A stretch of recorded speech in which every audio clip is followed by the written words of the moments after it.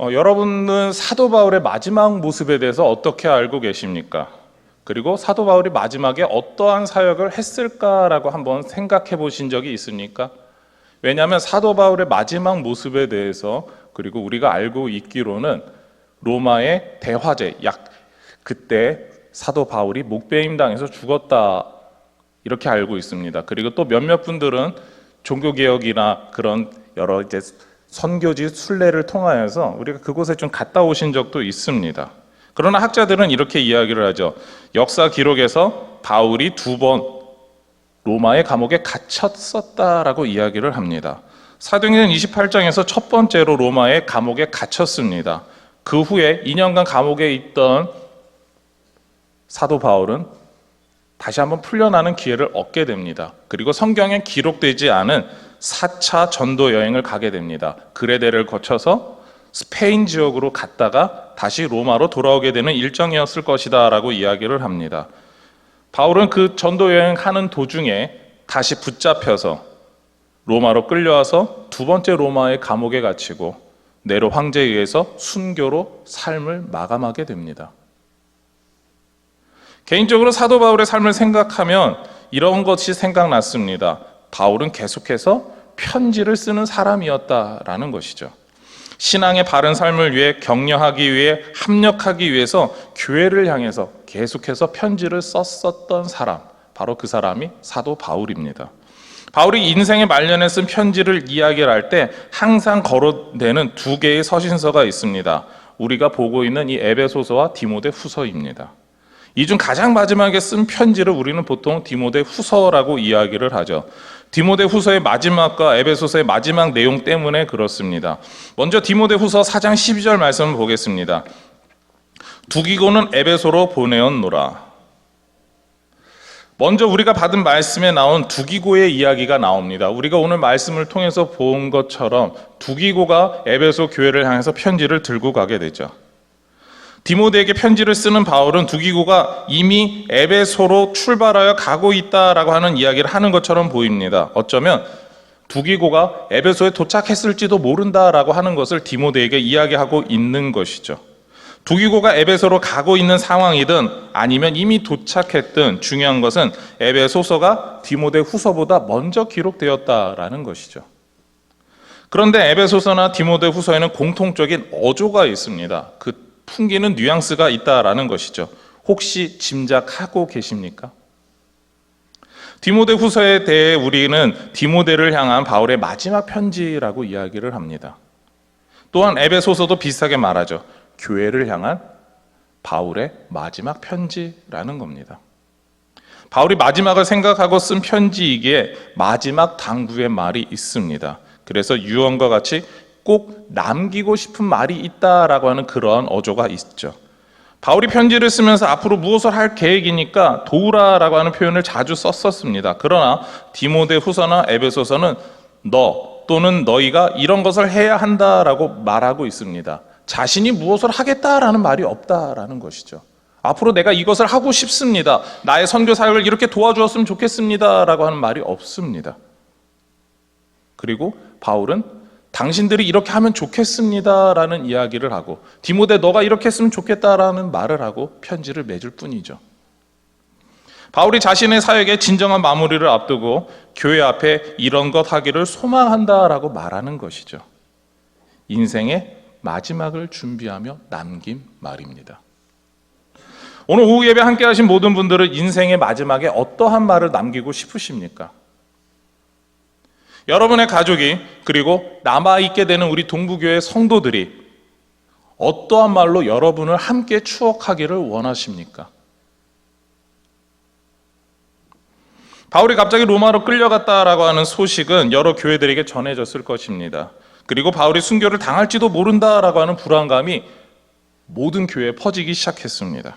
바울은 불안에 떨고 있는 그 많은 성도들을 위로하고자 했죠. 감옥에 갇힌 자신의 모습보다 하나님의 은혜와 평강을 누리는 게 더 중요했기 때문입니다. 그래서 에베소서 6장 20절에서 이렇게 말을 하죠.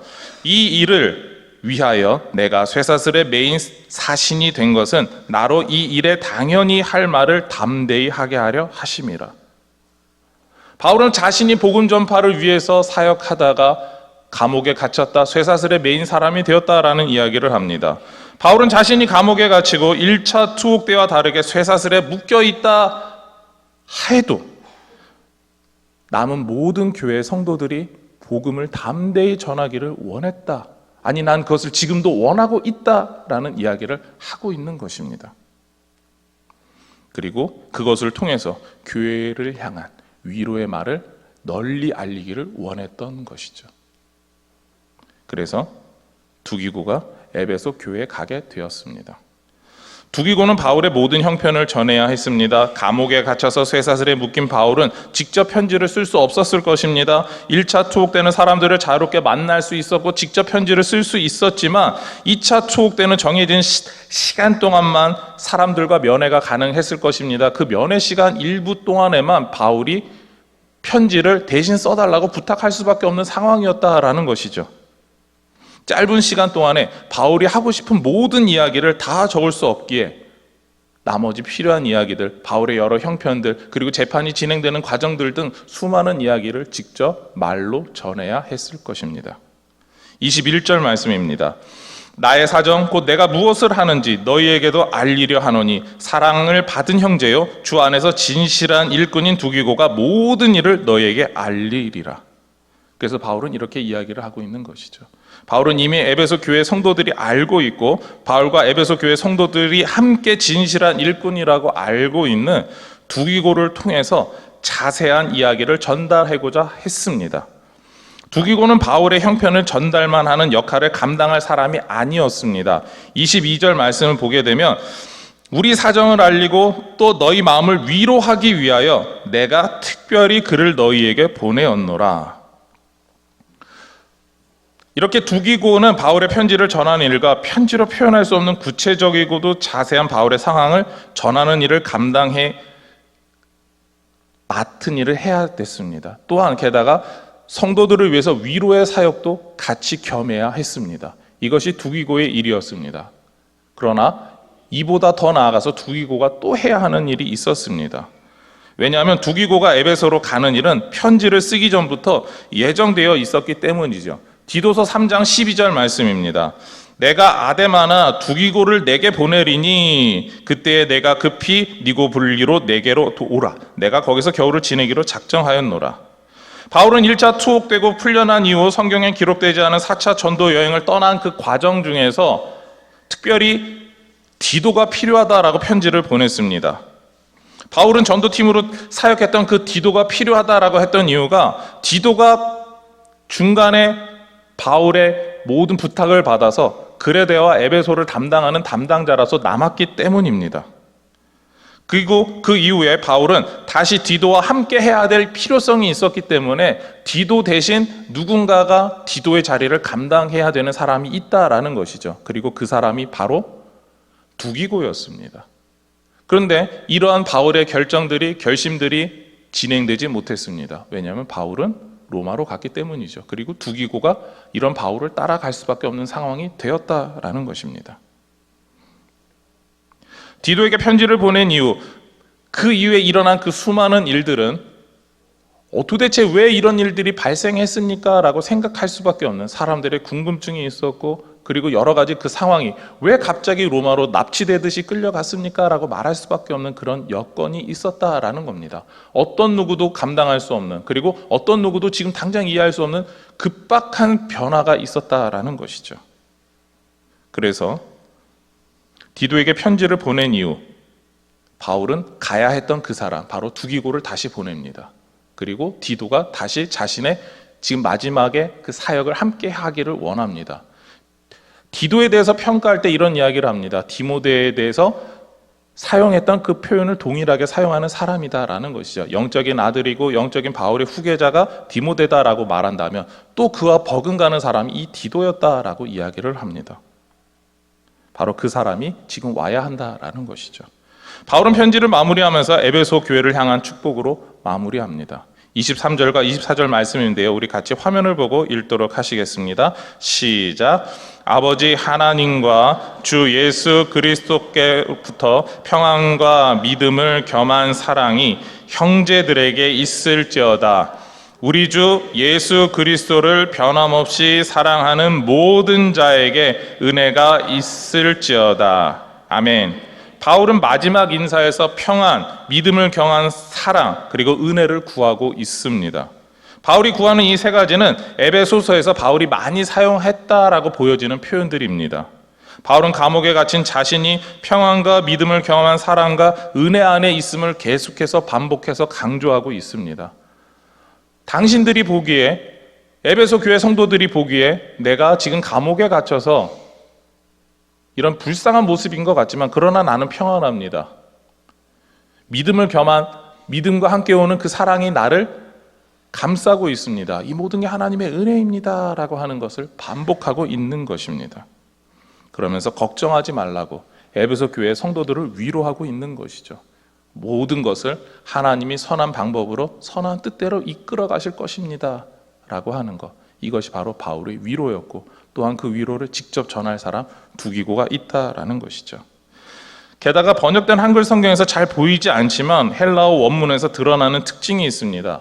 그것은 마지막 인사에 사용된 동사의 인칭이 다른 서신서와 좀 다른 특색이 있다라는 것이죠. 바울이 서신서에서 마지막 인사를 할 때는요, 편지를 받는 교회를 너희 혹은 너라고 하는 말을 자주 사용했습니다. 편지를 받는 사람들에게 내가 이런 내용을 보냅니다라는 것이죠. 그러나 우리가 읽은 23절과 24절에서는 3인칭 동사의 문장을 사용하고 있습니다. 2인칭으로만 사용되게 되면은요, 편지를 받는 교회에 한정된 내용이 됩니다. 혹은 비슷한 상황이 있는 교회들에게도 라고 하는 의미를 조금 더할 수는 있습니다. 그러나 3인칭으로 사용하면 모든 에베소 교회 성도들에게 라는 그 뜻에 이런 뜻이 더해지게 되죠. 에베소 교회 성도들 중 빠지는 사람 없이 라고 하는 그런 의미가 추가됩니다. 거기에 에베소 교회 성도는 아니지만 이 편지를 읽는 모든 사람, 모든 성도에게라고 하는 그런 의미가 더욱더 추가되는 겁니다. 바울은 자신이 에베소 교회에 쓴 편지가 에베소 교회에 위한 편지만이 아님을 밝히고 있습니다. 자신이 알고 있는 모든 교회, 더 나아가서 아직 자신이 알지 못하지만 지상에 있는 모든 교회가 이 편지를 같이 받아봤으면 좋겠다. 그리고 이 편지에 기록한 대로 하나님께서 주시는 평안과 사랑과 은혜를 누렸으면 좋겠다라는 마음으로 편지를 쓰고 있는 것입니다. 그리고 하나님께서 주시는 그 평안과 사랑과 은혜가 바울이 남기고 싶은 이야기, 유언과도 같은 이야기라는 겁니다. 바로 교회 안에서 교회를 통해서 누릴 수 있는 평안과 사랑과 은혜를 당신들이 누렸으면 좋겠습니다 라는 것이죠. 바울은 모든 성도가 교회 중심으로 살기를 원했습니다. 교회 안에서 하나가 되기를 원했던 것이죠. 여러 사정으로 함께 모여서 예배하지 못한다 해도 모든 성도가 하나의 교회라는 것을 잊지 말라고 강조하는 것입니다. 바울은 하나 된 교회의 모습을 꿈꾸고 선포하고 있습니다. 여러분은 어떠한 교회를 꿈꾸고 어떠한 교회가 되기를 소망하십니까? 에베소서 6장 23절과 24절은 에베소서의 모든 마지막이기도 합니다. 에베소 교회만이 아니라 모든 교회를 향해서 바울이 하고 있는 이야기인 것이죠. 교회는 이렇게 하나님 안에서 평안과 사랑과 은혜를 누려야 되고 당신들은 그 교회 안에서 하나인 사람들입니다 라는 겁니다. 다시 한번 물어보고자 합니다. 여러분은 바울과 같이 교회에 남기고 싶은 말이 있으십니까? 여러분의 인생 마지막에서 마지막 유언을 남겨야 한다라고 한다면 여러분은 어떠한 말을 남기고 싶으십니까? 최소한 당신들은 나처럼 살아야 됩니다 라는 말을 좀 우리는 남겨야 되지 않을까요? 인생의 마지막에 교회를 위해서, 성도를 위해서, 자녀들을 위해서, 그리고 교회 다음 세대를 위해서 여러분은 어떠한 말을 남기고 싶으십니까? 사도 바울은 모든 성도에게 평안과 사랑과 은혜가 있기를 소망했습니다. 모든 성도가 이것을 누리고 살아가기를 원했습니다. 예수 그리스도가 머리이면서 한 몸인 교회를 꿈꾸었습니다. 예수 그리스도를 통해 받은 구원의 은혜에 함께 감격하는 교회가 되기를 소망했습니다. 여러분은 어떤 교회를 소망하고 계십니까? 바울이 또한 꿈꿨던 이 교회는 악한 영들과의 싸움에서 같이 싸우고 영적으로 싸우면서 승리하는 교회였습니다. 그리고 기도로 승리하여서 하나님께 감사하며 영광을 돌렸습니다. 그리고 연약한 사람들을 위해서 같이 기도로 돕는 교회였습니다.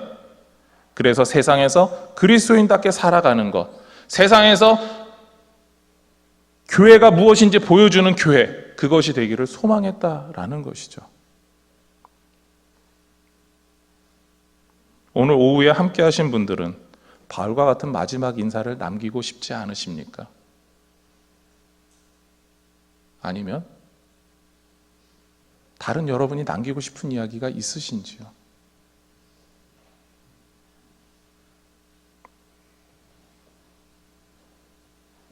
교회를 향한 마지막 편지인 에베소서에서 바울은 너희가 이런 신앙생활 하기를 소망한다, 이렇게 말하고 강조하고 있는 것이죠.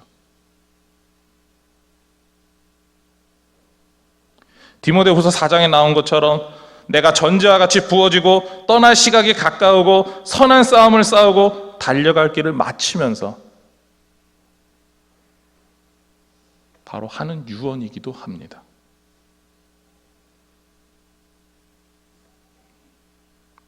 우리는 동부교회 다음 세대에 무엇을 남겨줄 것인가 결정해야 합니다. 그리고 결정하는 것에서 끝나는 게 아니라 실제로 그러한 삶의 모습을 전해주고 보여주고 남겨야 합니다. 말씀을 마치고자 합니다. 마지막이 다가온다라고 느끼고 느낄수록 확실하게 우리가 남겨줘야 하는 것이 있습니다. 하나님께서 원하시는 교회, 그리고 나는 그 교회를 위해서 무엇을 하고 있는가, 그리고 너희가 이렇게 되기를 소망하고 바란다라고 하는 그 모습을 남겨주어야 합니다. 호랑이는 죽어서 가죽을 남기고 사람은 죽어서 이름을 남긴다라고 합니다. 그러나 교회는 가죽도 이름도 남기는 것이 아닙니다. 교회는 오직 복음이 남아야 합니다. 예수 그리스도만이 남아야 됩니다. 그러한 모습만이 남아서 그 모습을 남기는 교회가 되어야 합니다. 바울처럼 복음을 말하며 교회를 위해 평안과 사랑과 은혜를 소망하는 우리 모든 동북의 성도님들이 되시기를 소망하며 축원합니다.